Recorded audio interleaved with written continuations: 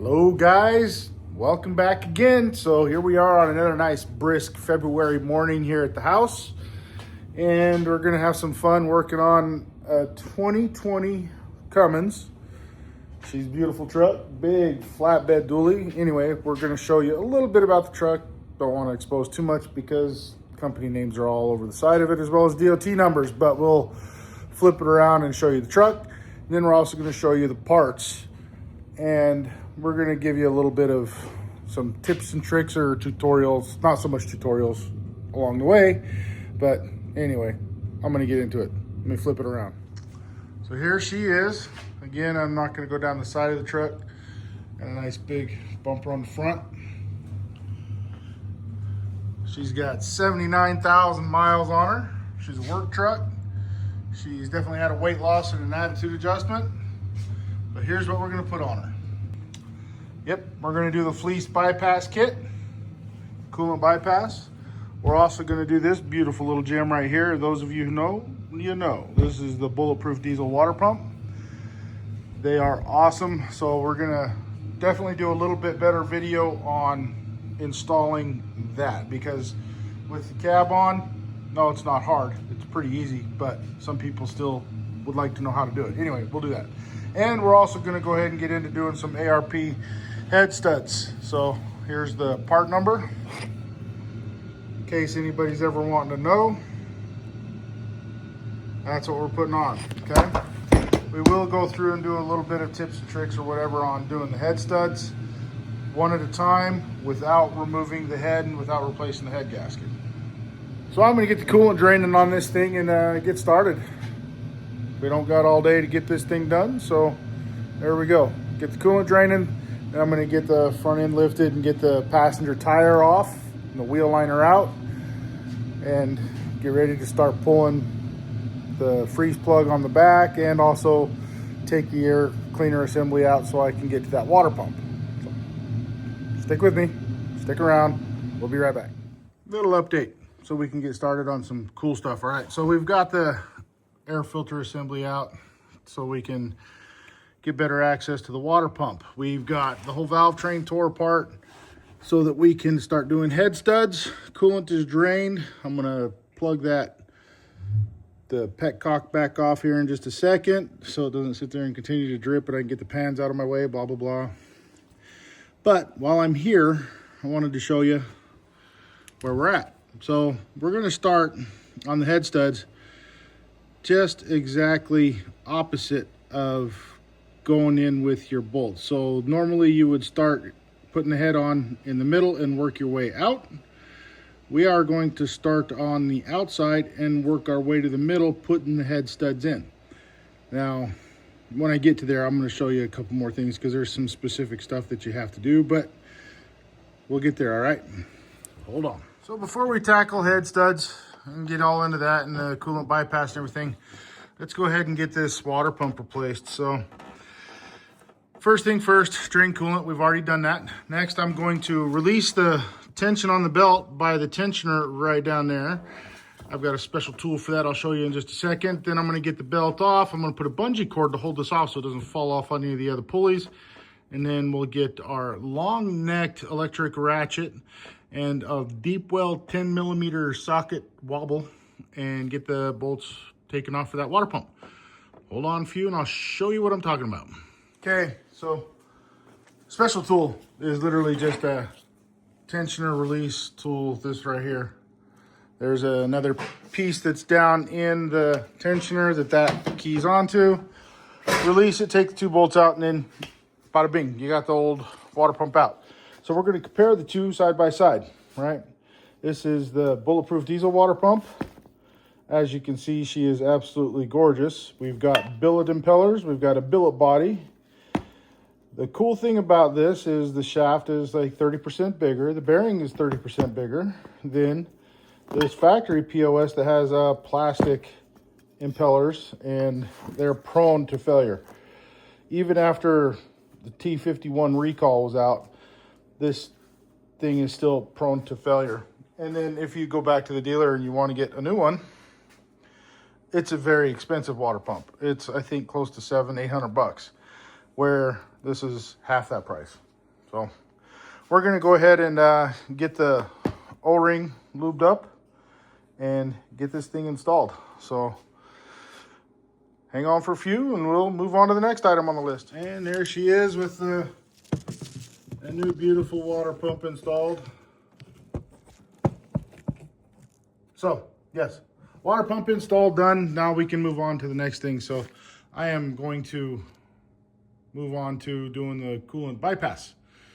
So there's a reason why I'm waiting to do that until last, but anyway, I'm going to be able to hopefully use the space back behind there to get the bolts for the coolant bypass, the support bracket that's there, get that out and also install the bypass too. So it's something I'm just going to try since I'm already at this point, and that's why I'm waiting to do the head studs until last. But I'll let you know how that goes. In fact, you'll watch it with me.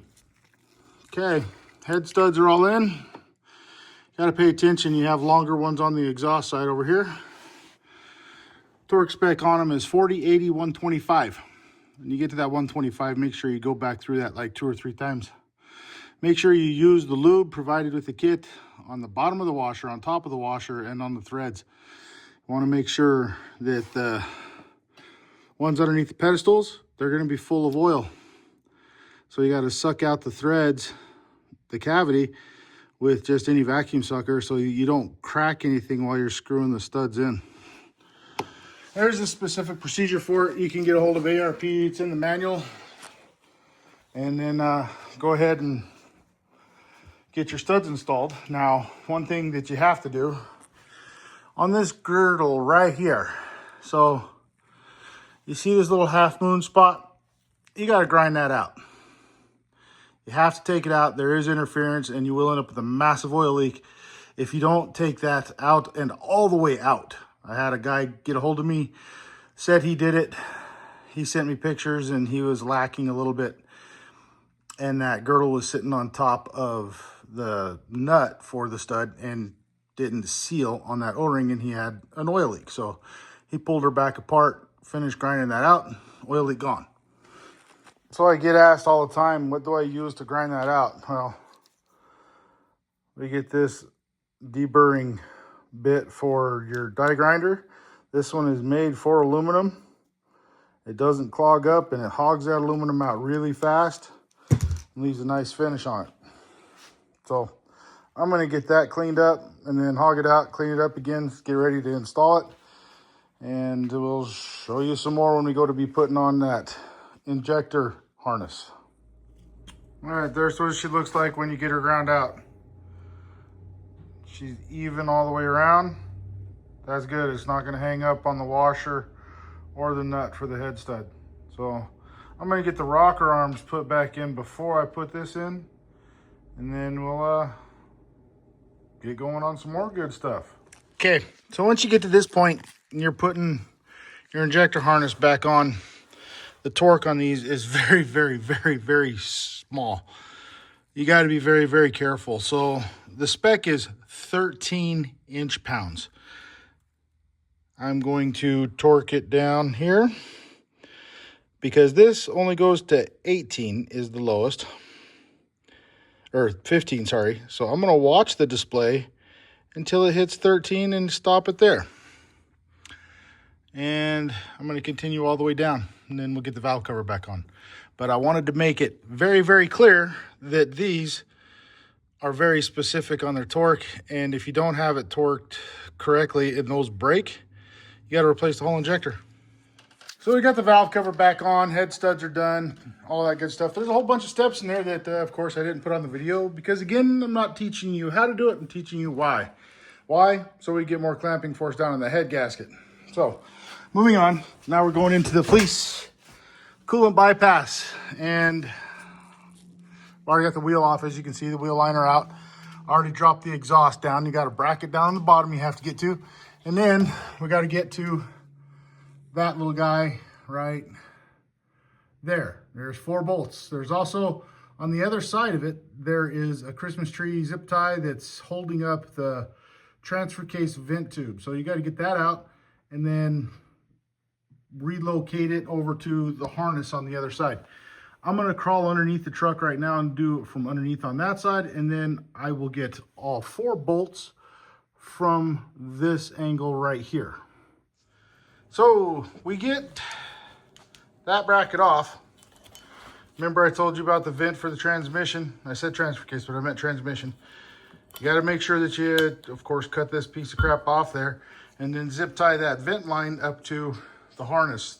You'll see the transmission harness as it runs right across the top of the bell housing. Secure it onto that, all right? And then I use a whole bunch of extensions, 3 of them actually, but very long, about 5.5 feet. And pop this out. You can see that's where it struck.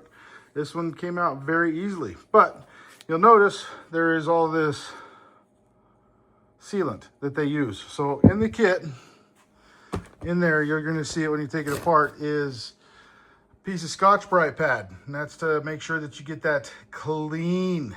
And then, of course, when you're going back together, make sure that fitting is tight and that fitting is tight right there. Lube up that O-ring before you slide this back in, and then make sure you use the supplied hardware on these 2 and tighten them down sufficiently. Now, what I have told you guys before in the past, I'll tell you again, make sure that you secure the hose onto this fitting right here before you set this in there. Make sure that's tight, because trying to get that hose to this fitting connection tight while it's in there is damn near impossible. Okay, so there it is installed. Now we just got to start securing the hose and also changing out this thermostat. When you do that bracket over there, let me show you. This little booger right here, this rubber grommet on the inside of it's usually stuck to the radiator hose, but you have to get it freed up from the radiator hose so that when you put the new thermostat housing on, you don't end up with a misconnection here and this trying to pull and kinking the hose and causing a wear spot. So you'll see it when you get into it, and no, I'm not going to show you.